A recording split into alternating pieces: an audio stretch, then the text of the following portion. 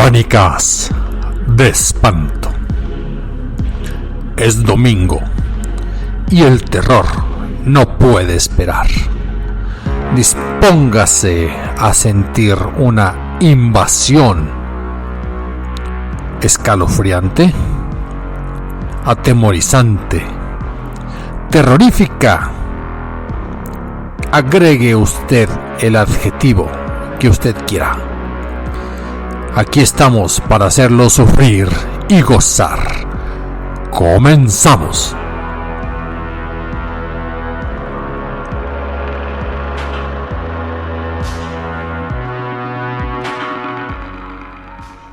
Sí, hay numerosas evidencias o testimonios, como usted quiera verlo, acerca de la existencia de seres de otros planetas, a cuales más extraños, más incomprensibles.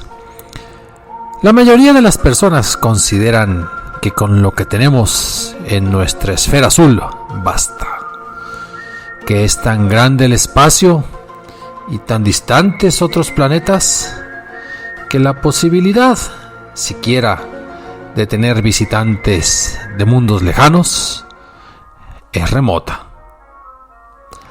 La mayoría sí lo considera, y por eso dudamos de avistamientos de aquellos vecinos, compañeros, contertulios que afirman haber sido abducidos, haber sido secuestrados o simplemente testigos de esos visitantes inoportunos. Y hay que decirlo, estamos en la era de los drones, de los objetos controlados desde lejos, con todo tipo de artefactos y controles remotos, valga la redundancia. Nos cuesta ahora imaginarnos que si vemos un punto blanco en el espacio, considerar siquiera la posibilidad de que sea un objeto volador extraterrestre. Pero hace apenas 50 años eso no era así como lo contamos ahora. Y por eso, al pequeño Jaime, el habitante de aquel pueblo de Ceballos, en el estado de Durango, que usualmente en algunas épocas del año, y sobre todo en vacaciones o cuando no llegaba el maestro, pues se ponía a cuidar chivas. Y hete aquí que veíamos a Jaime recorriendo el desierto de Durango, levantando el polvo, soportando los 45 grados centígrados en la sombra, topándose en todo momento con las gobernadoras, esas plantas muy usuales de aquella parte del país, con las chollas, el ocotillo, distrayéndose a veces tirándole piedras a las liebres, a los coyotes que se acercaban queriendo siquiera robar o amenazar con sus fauces al rebaño de chivos que pacientemente Jaime acarreaba en medio del desierto. Y así eran los días de vacaciones para el caso de Jaime en el desierto de Durango. A veces se los llevaba al aguaje, a veces conducía sus chivas al rancho San Ignacio, apenas unas casitas en medio de la inmensidad del polvo, en medio de esas planicies recorridas por la tortuga del desierto. Pero Jaime ya había escuchado leyendas sobre aquellos lugares. Le comentaron que precisamente un piloto muy famoso, duranguense, por cierto, ya había recorrido en avión esa zona, ese desierto, y que prácticamente había perdido contacto, que las ondas de radio simplemente no recorrían el lugar. Sus papás les decían pues que era un lugar del cual no había que esperar nada extraordinario, pero del cual no hay que confiarse por el simple hecho de que es el desierto. Y así es que, una vez, Jaime, cuidando sus chivas, se da cuenta de que algo extraño ocurre en el ambiente. La tranquilidad aparente que le permitía solamente escuchar los balidos de sus animalitos, y de vez en cuando el viento se rompió. Se puso nervioso. Sentía que algo en el aire lo estaba amenazando. Y de repente, sin saber de dónde viene, miró al cielo. A lo alto, en ese cielo aparentemente azul, empezó a ver una línea blanca, ¿qué diríamos nosotros? Espumosa, resplandeciente, que iba a llegar prácticamente ahí a donde estaba él. Y Jaime se asustó. Y Jaime alcanzó a correr. Jaime pensó lo peor. No sabía qué era aquello que llegaba y que iba a provocar una explosión a unos cuantos centenares de metros de donde estaban sus chivas, las cuales también corrieron asustadas. Él se refugió detrás de una roca. Volvieron a su mente las ideas de aquellos escenarios donde en aquel lugar no podía comunicarse con nadie, no podía escuchar el radio, donde se escuchaba allá a lo lejos el golpe, la explosión y aquel objeto volador que él no había identificado. Respiraba profundamente y Jaime se armó de valor. Arrió a las chivas, las juntó en uno de esos corrales de varas delgadas que en los lugares del desierto donde prácticamente nadie camina se tienen en medio de los caminos para resguardar su ganado. Poco a poco se acercó. No pudo más. Un calor inmenso lo empezó a amenazar. Y no era un calor que viniera de arriba. No era un calor propio del sol y sus 45 grados. Empezó a sentir una especie de viento extraño alrededor de él y no sabía qué más hacer. Empezó a sentir una oleada de calor que se acercaba de frente hacia él, allá, de aquel lado del cerro de San Ignacio. Ya iba a anochecer. No se atrevió a nada más y Jaime optó por regresarse. Sí, regresarse por sus chivas. Volver al rancho, al aguaje, donde las iba a acomodar y esperar. Por cierto, que ahí estaba su papá. Papá, hoy me pasó algo muy extraño. ¿Qué te pasó, Jaime? No hay nada más aburrido que estar cuidando chivas en el desierto. Pero te juro que vi un objeto volador. No sé si era un cohete o si era un disco que llegó, explotó o aterrizó, no lo sé. Ni siquiera me pude acercar. Parecía que tenía una energía un tanto extraña o maligna para mí. Y pues ya estaba anocheciendo y yo no quería arriesgarme ni arriesgar las chivas. ¿Te acuerdas que me contaste que incluso en otras épocas hay pilotos de avión que cruzan por esta parte del desierto y que sus instrumentos simplemente no responden? ¿No será que aquí en la zona de San Ignacio, aquí en esta zona del silencio que ya le llaman así, hay una estación, un estacionamiento de ovnis? No, Jaime, no creas esas leyendas. Ándale, aprovecha el tiempo. Ahora hay que llevar por otro lado las chivas. Para el día de mañana hay que estar frescos. Tómate aquí tu refresco. Aquí ya tenemos tus frijolitos con tortillas. Descansa. Mañana será otro día. Pero Jaime no descansó. En su mente estaba presente ese calor, esa especie de radiación maligna que le había amenazado la frente. Esa línea blanca, espumosa, nubosa, el cual él vio que atravesaba de arriba hacia abajo todo el horizonte azul de aquella zona del bolsón de Mapimí. Con esas meditaciones apenas pudo cerrar los ojos. Pero como digo una hora, digo otra, y amaneció.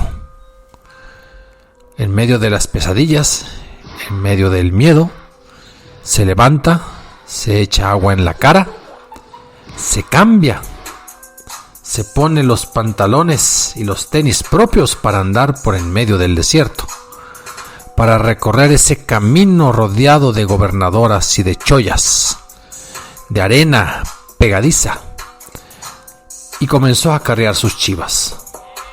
Eso sí, no hace lo que todo buen pastor, es decir, no las llevó a un páramo diferente para que ellas, con sus dientes y su hocico, pergeñaran los pocos brotes verdes que existían, sino que se dirigió hacia el mismo lugar.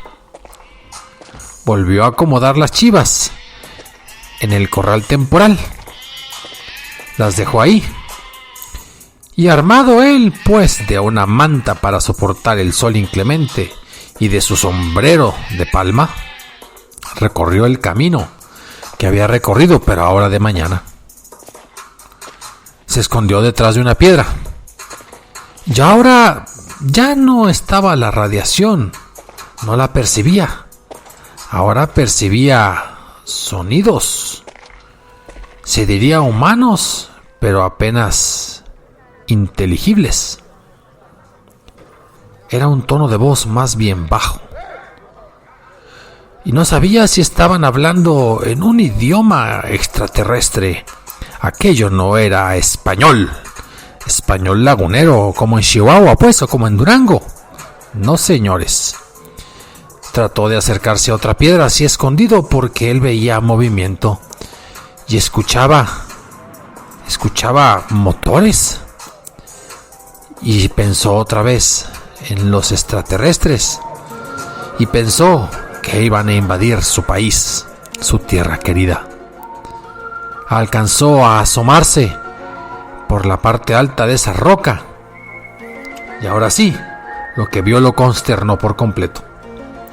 Ciertamente había una edificación bastante extraña.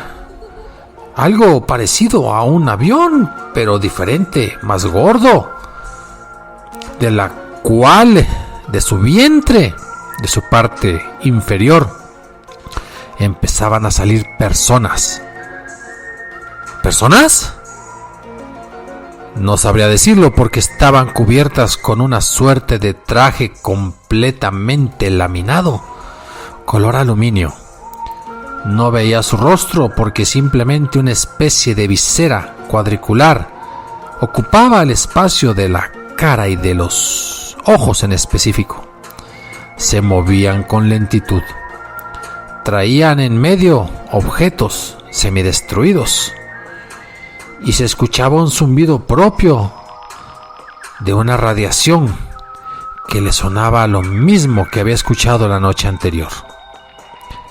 Jaime no dijo más.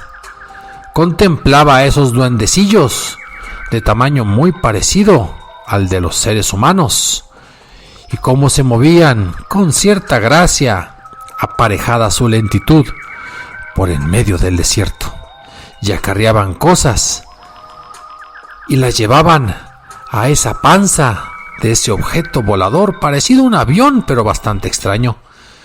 Trató de buscar una bandera, un logotipo, una estrella. No lo encontraba. Jaime apenas sabía de la escuela, no sabía leer lo suficiente. Y ese murmullo que escuchaba de las personas era apenas inteligible. No entendía una palabra, no veía rostros. No sabía si eran ellos humanos. Por su mente viajaba la teoría de que era, efectivamente, el preámbulo de una invasión alienígena. Regresó corriendo. Fue por sus chivas. Corrió al rancho San Ignacio. Le dijo a su papá todo lo que había visto. Y el papá le dijo: seguramente Son visiones las que tú contemplaste hace unas horas. Mira, el calor está muy fuerte. No hagas caso. Bueno, ¿quieres que vayamos? Sí, podemos ir. Pero vamos a juntar a más personas. Ya no vayas para allá, te lo recomiendo. Espérame un par de días y juntaremos a algunos vecinos de Ceballos y de aquí de los ranchos cercanos que no están tan cercanos. Jaime accedió, y en su mente las elucubraciones solamente apuntaban al peligro inminente que amenazaba a la Tierra con aquella invasión alienígena de la cual él fue testigo.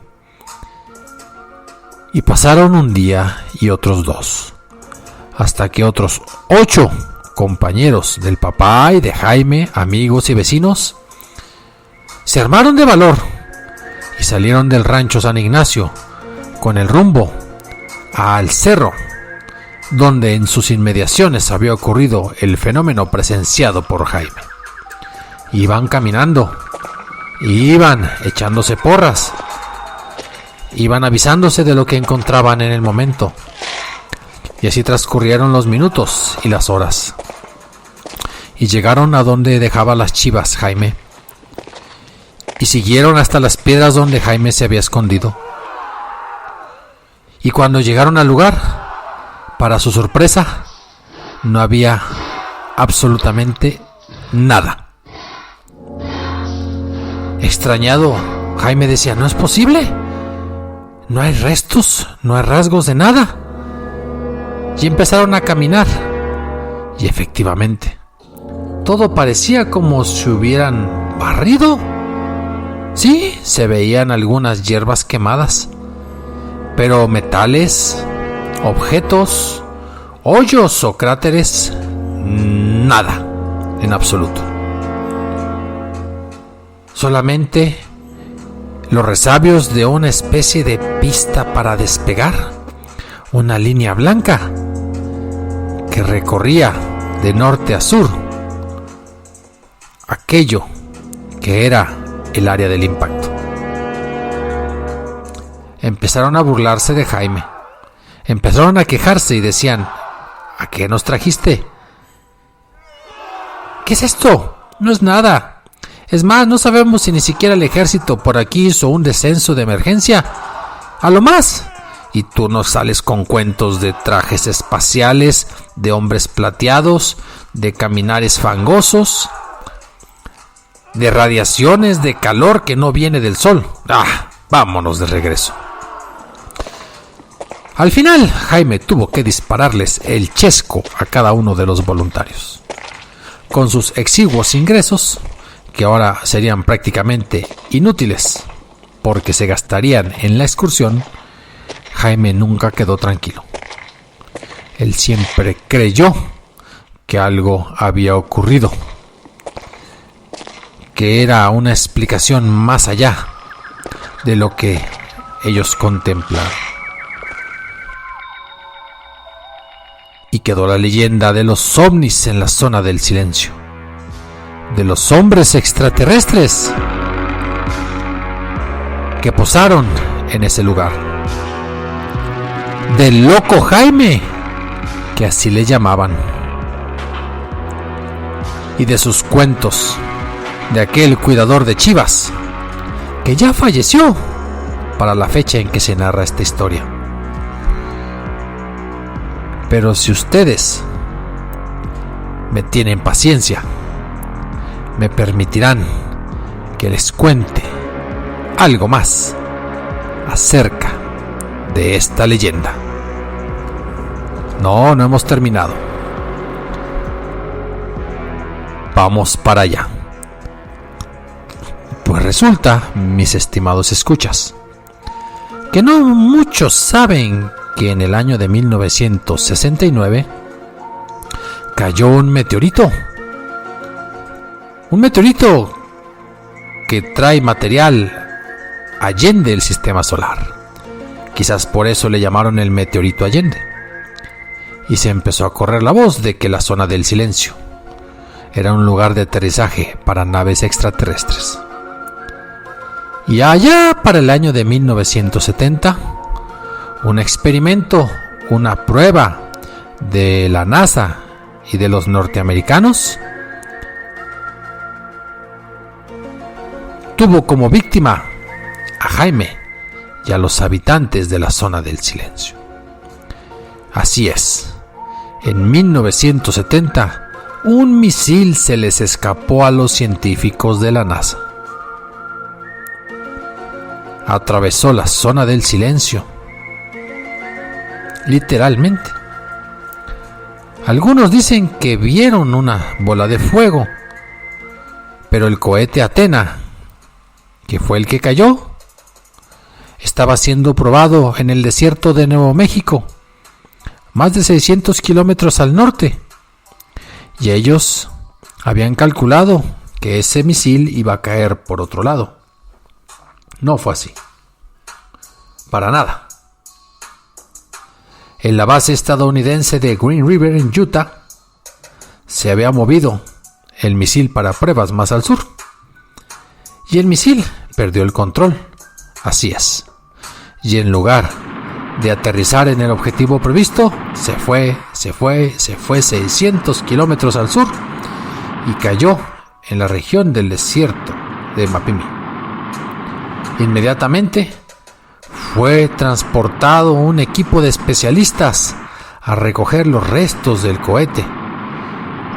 Incluso se ahorraron trámites y se fabricó de forma clandestina una especie de pista clandestina.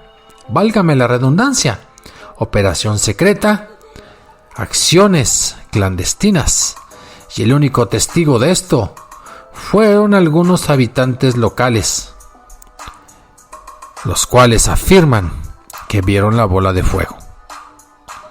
Y es que el misil Athena estaba diseñado para recorrer distancias cortas y a poca altura. Nos referimos a 250 metros. Pero este se subió a más de 500 metros. Perdió el objetivo, voló, cruzó la frontera y terminó en la zona del silencio. Afortunadamente, en medio de la nada, donde no hubo víctimas que lamentar. Y aquellos que vieron la ráfaga en el cielo pensaron que era otro meteorito. Este cohete llevaba cantidades importantes de un elemento que se llama cobalto 57. Y este elemento se desparramó por todos lados.